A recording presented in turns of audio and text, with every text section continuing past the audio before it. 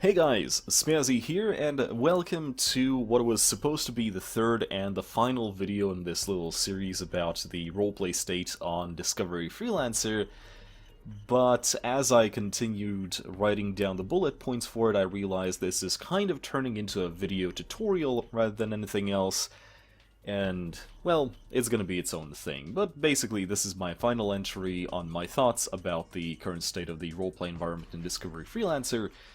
And before I continue this video, I'm going to kind of explain why this thing even exists.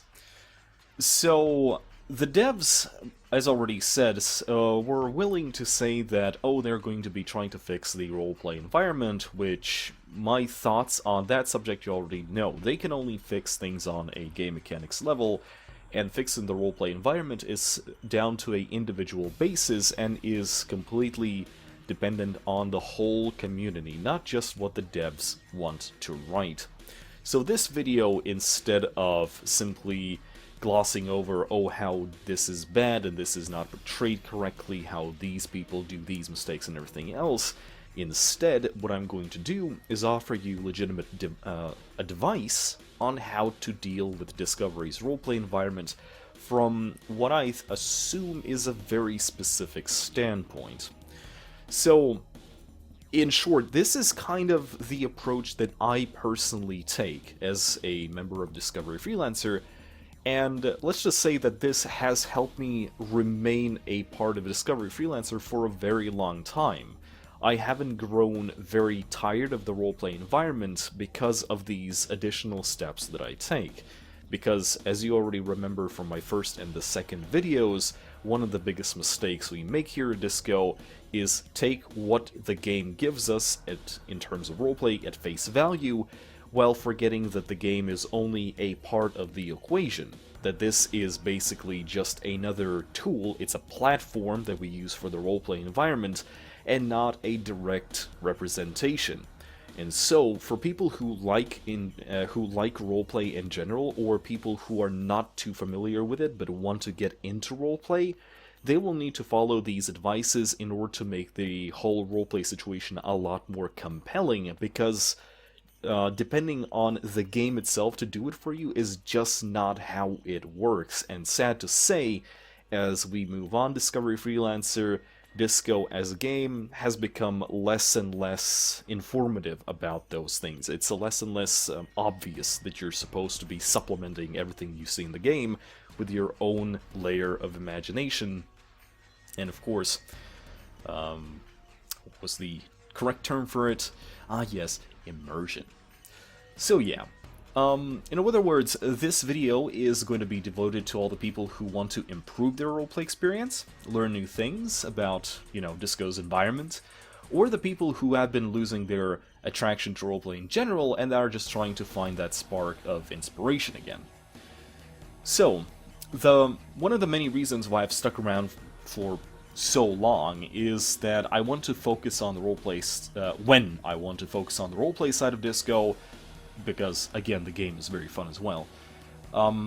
When I want to focus on the roleplay side of Disco, I can do so on a whim.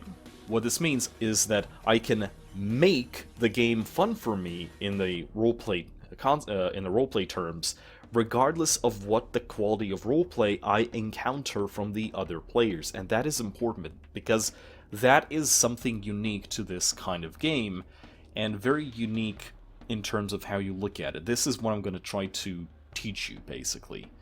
So, immersion and the fun you get from a roleplay game has to do mostly on your side of the equation, and it has to do less with the people you actually encounter. They are a part of the equation, but not as much as you might think. So when people say that, oh, these players or oh, this group is ruining my roleplay experience, you're just not looking at it from a correct perspective.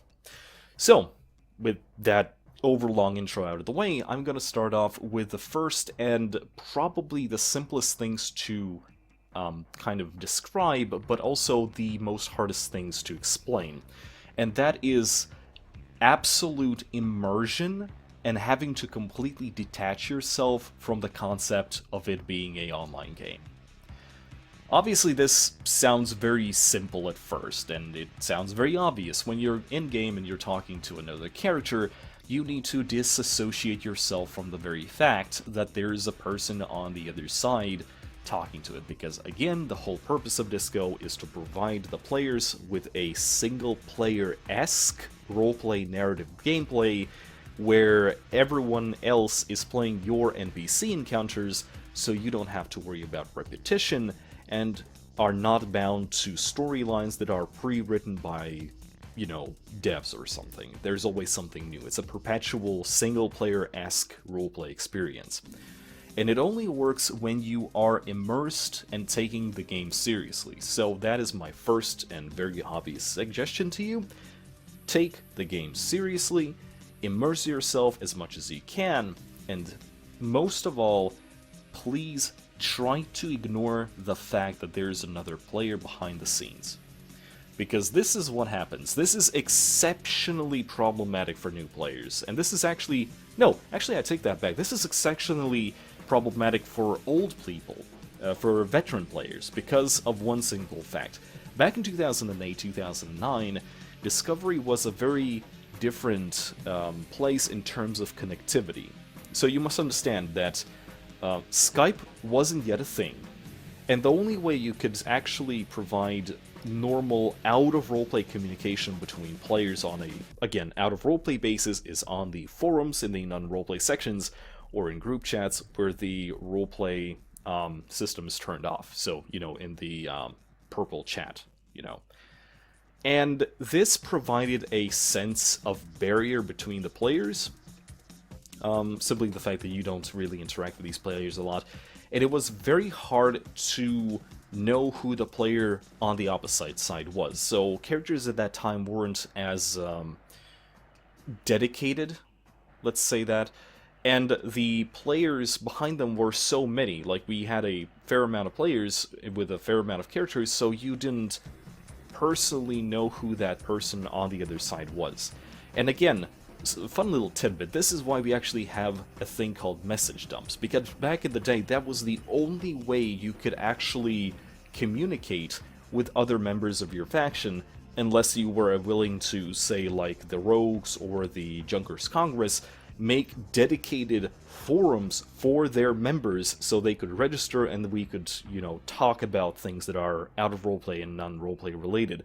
And again, this was before Skype, this was before TeamSpeak, and, you know, Discord wasn't even a thing, like, it wasn't even planned at that point.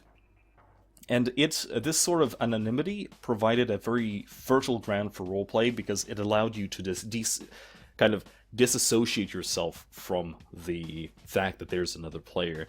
And as Disco goes smaller, this is a thing you can't really do as well, but this is something you must force yourself to do in order to improve the whole experience, because if you know the person on a personal level, you probably know how they will react to things, how they like to play their characters, maybe you know about the characters itself, and this is where you're slowly treading into the form of metagaming, accidental metagame, for example, where you kind of know what to say in terms of how you should act around these characters, because you either know them by reputation or maybe something like that.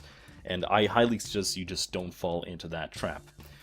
The second thing is that this is doubly important for someone who ends up on the wrong side of a piracy encounter, because, well, this is the thing. I've always kind of pitied the players who get upset about pirates being basically players who they think are griefing them, because, oh, they ask unreasonable sums. So, you know, just for the sake of example, I'm going to present to you with the situation. So imagine you are a trader. You have a medium transport, you have a regular armor upgrade, you're hauling, say, some ore to sell it for 30 million credits. And let's just say, for the sake of example, that you've mined it all, and you encounter a pirate gunboat. Now, as a player, you're obviously, the first thing you do is scan the player to look at his ID, and you see he has a cap 8 armor, so this is a very wealthy player, very experienced player. And it is so very easy to fall into that trap of out-of-roleplay knowledge, where you know that this player who owns this character that is currently robbing you for half of your profit, he doesn't need that. He had enough money to put a Cap 8 armor on his Piracy character, so obviously he has tons of money. He doesn't need these credits. And you're trying to save up for something and he's asking 80 million credits. Stop right there. Disassociate yourself with the notion that there is a player behind that character or what their motives might be. You're dealing with a pirate. And yes, maybe the sum is unreasonable, but hey, that's the name of the game. Criminals and degenerates in general are not reasonable people, and you need to currently worry about yourself and your character's life and your character's profit. We're going to be talking about the perception of the roleplay environment a little bit later in this video, where I'm going to go in detail, unless I forget, about how to perceive a freelancer character that is not a part of any sort of faction, because technically speaking, every single freelancer character is by itself a businessman of some sorts. It's just that it's kind of hard to... I mean, the name itself already gives it away. It's a freelancer. It's still a kind of business-related title, but we don't usually see it that way, and I think it's actually hurting us a little bit, but, well, there you go. So that is my prime suggestion, and I know full well that it's almost completely impossible to fully desensitize yourself, but I want you to, whenever you feel like, okay, what is this player behind the character planning? Like, does he want to leave me in the chat? Does he want to troll me? Does he want to put a bounty on me? Does he want me to loot him? Disassociate yourself with that. Because in the end, I know this sounds kind of silly, in the end, the result is always the same, so you don't have to worry about it. Enjoy the encounter. Sometimes the encounter is always going to be against you, and sometimes it's going to be for you, but it's still a roleplay encounter. You still can extract some sort of enjoyment out of it, because, hey, a character that never loses or never ends up in a very bad situation is a pretty fucking boring character. Right. Second point, let's talk about the things that the game was kind of very shit at kind of describing, and that hurts the roleplay environment. In the previous episodes I already talked about distance and time, but something that kind of extends from those two topics is the question of logistics. So let's say that for the sake of example, I am a miner in the Pennsylvania system, or maybe I'm just a freelance hauler in Pennsylvania system, and I have decided that I'm going to take helium to Kasari. Now, if you look at the game as just a game, and for most people who just want to trade for the sake of getting somewhere, or like, oh, I want to kit out a new character, I will need to obtain the money, I'm going to just grind. If you look at it just from the perspective of grinding, then you will never have fun trading from a roleplay narrative, because again, that is not your focus, and that is completely understandable. But from the perspective of potential roleplay encounters that you might get out on the way, there are a couple of things you need to keep in mind. First of all, it takes time. Obtaining the cargo, launching from the station, everything else, it takes time. You must understand that when you dock on a station, it's not like that the guy at the trading bar has your shipment ready. When you dock your character, when you dock your ship on a station, you will need a couple of things. First of all, your ship is going to be checked by the station's security. It's going to be scanned for any issues. It's going to be scanned by mechanics, so you, as the owner of the ship, might as well just fuck off to the bar for a couple of days, because, again, space is dangerous, and it's safe, better safe to be sorry than to be sorry. Until then, you can start hammering out your deal, because there is very little chance that the cargo you are going to be purchased comes from one dude. So, you are in Pennsylvania, the place is basically full of independent miners, so in order to get up a full 3,500 cargo space transport, you will need to meet with many people, acquire the goods, do the deals, and everything else. That also takes time. So after that, you undock from the station, and you set off on your journey. So that's already, basically, in roleplay, that's already a few days of your time. That is just the start of your journey. It's not like it's really 15 minutes of just, undock from the place and everything else. For your character, it is a completely different story and a completely different world, and that's kind of the purpose. Again, if you're here for the roleplay experience, you need to kind of subconsciously see that. The game, a online roleplay game like this doesn't have, cinematics where your character is shown doing these things, or maybe a small, like a time lapse doing this. Just like reading a book, you kind of need to imagine this in order for you to understand it and enjoy it. If you want to immerse yourself in this world, you need to fill in those blanks yourself, because the game is not going to do it, because, as we already know, the game is just a platform, and just like with pen and paper roleplay games such as Dungeons & Dragons or Pathfinder, you are the guy who fills every single blank in order to make it fun. Otherwise, it's just, over-complicated chess in the end for those games. Alright, so let's talk about the actual travel inside the system. So, something that the game has always been very bad about is the scope of the system that you are in and the speed of which you travel. So that's nothing new. There is a reason why we have inter-stationary lanes, transit lanes, and that is because driving, flying anywhere on cruise is very, very long. I would say that every single K, every 1K, in terms of just cruising somewhere, would take you about 1 hour. So, for example, if you undock from Planet Manhattan, or if you want to be in complete roleplay mode, if you launch into space from Planet Manhattan and you decide to visit the Junkers, it will probably take you a day to reach Rochester, because you have to fly all the way, and also navigational hazards, but I'm going to talk about those a little bit later. So, my suggestion is, if you want to consider the whole, I fucking forgot my words right now. If you want to keep in mind that sort of roleplay attitude in terms of how long it takes to go somewhere, I would say that on cruise speed, every 1K of flown distance equals 1 hour. And obviously this is why lanes are important.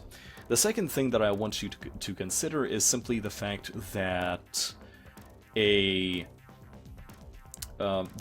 also is kind of the reason why rogues and other NPCs attack the lane. Because imagine you're traveling down what would take you weeks of travel between stations. Alright, this is a world where sub-light speed exists in normal travel, so this is taking you weeks at, in best times. And you get bumped out by these NPCs. In reality, there is immediate danger, because any amount of distress signals you can send out, they're going to reach their destination very much too late. And the immediate reaction is going to be slow as fuck. So space is dangerous in simply the fact that there is huge amounts of time and distance separating everything.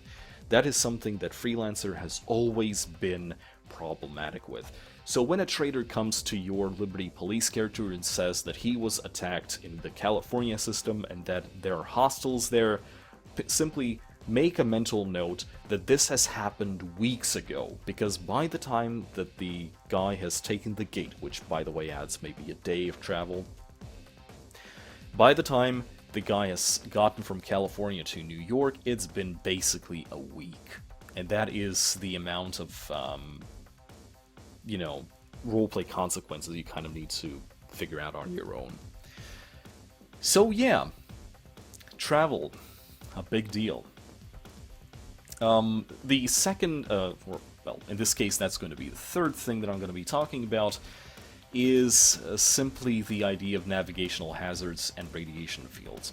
Now, I already just talked about the idea and the concept of time and distance, and you must understand that in house space, where you have lanes and everything, that is a little bit easier. But imagine how that translates to the Omicrons, or the Sigmas, or the Omegas.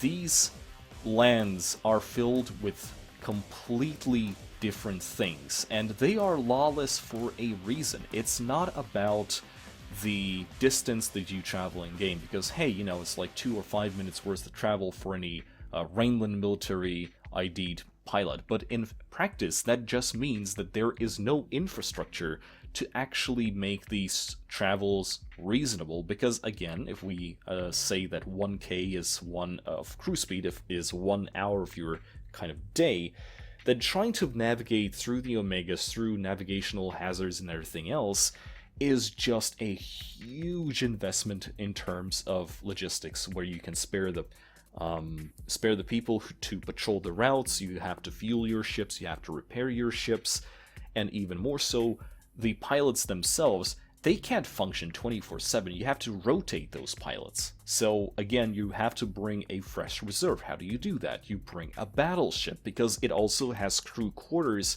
to give your guys a buddy to pair with, so when he's resting, you know, basically like a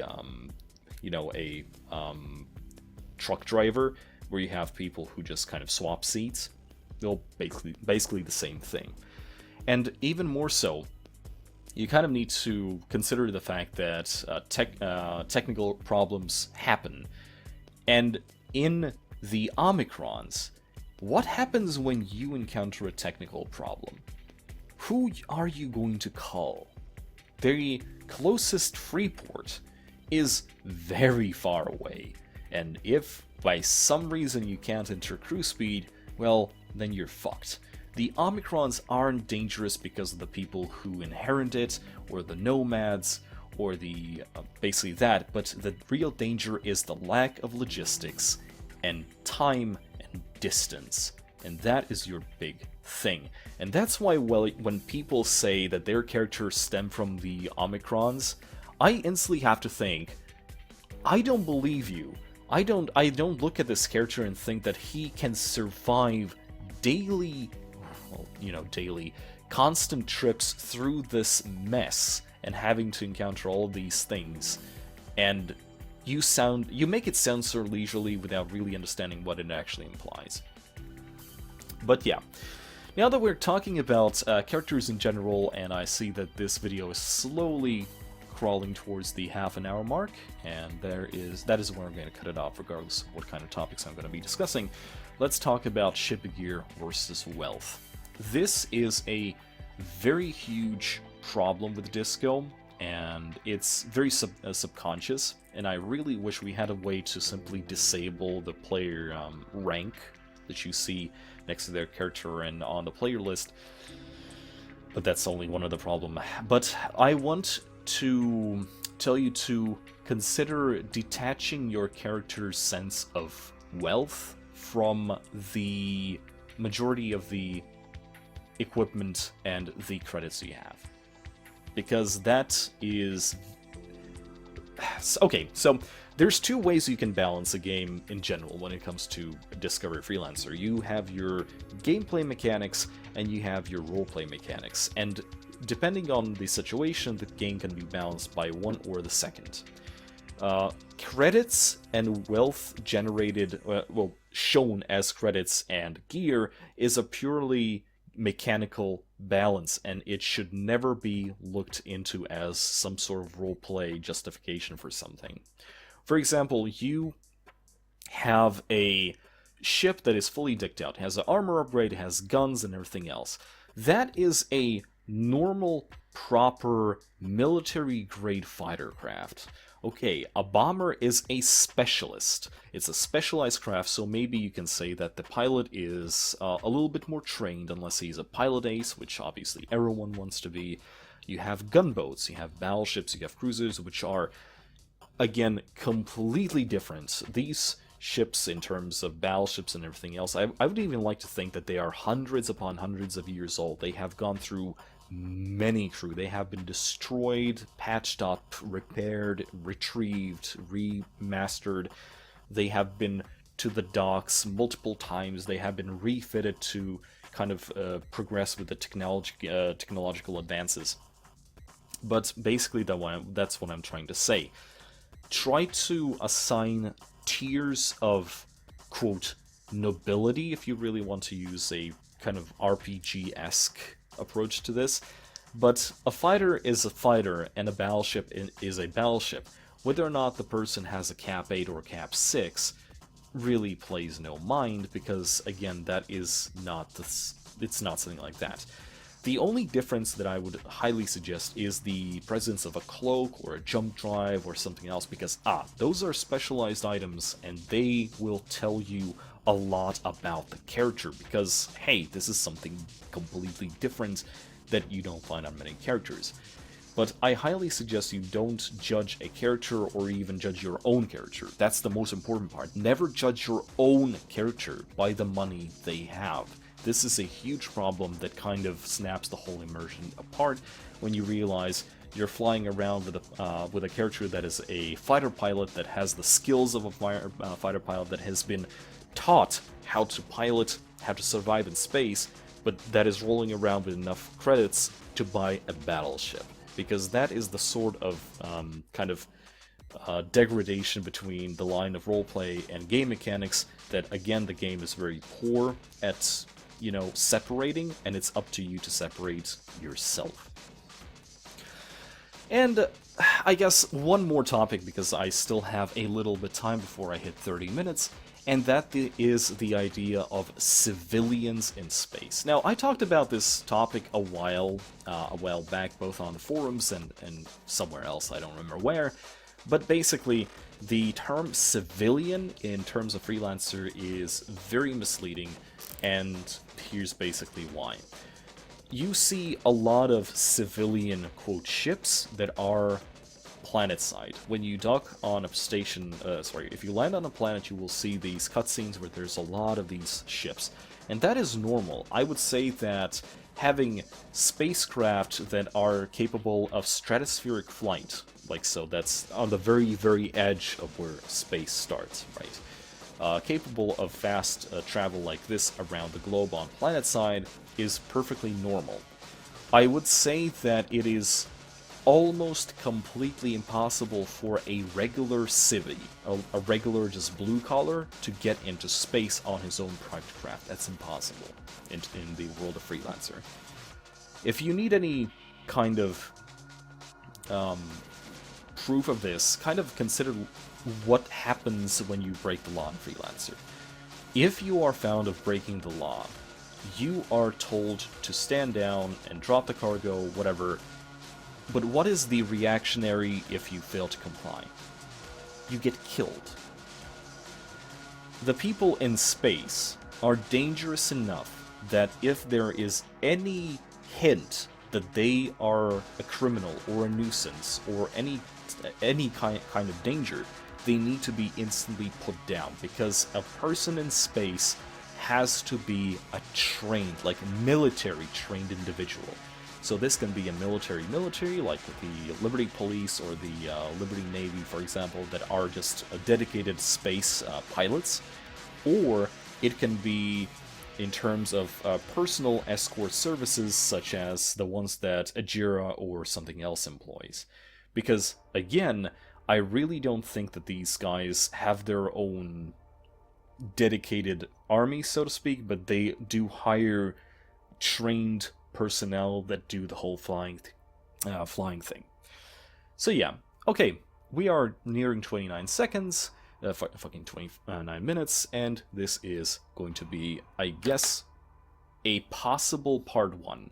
You tell me, if you want to hear more of these things, and if you want me to go into detail about very specific topics, then please give this video a thumbs up, comment on the topics you want to see me cover, and if you like this sort of thing in general, these kind of laid-back tutorials, then, ask me for more, because I am willing to make these, because I want to believe that we can improve the roleplay community and the roleplay situation in Disco, but it's not going to happen unless we just sit down on an individual level and start making Disco a better place. And where we're going to start is from ourselves. This is Fancy Dragon, aka Syndromes.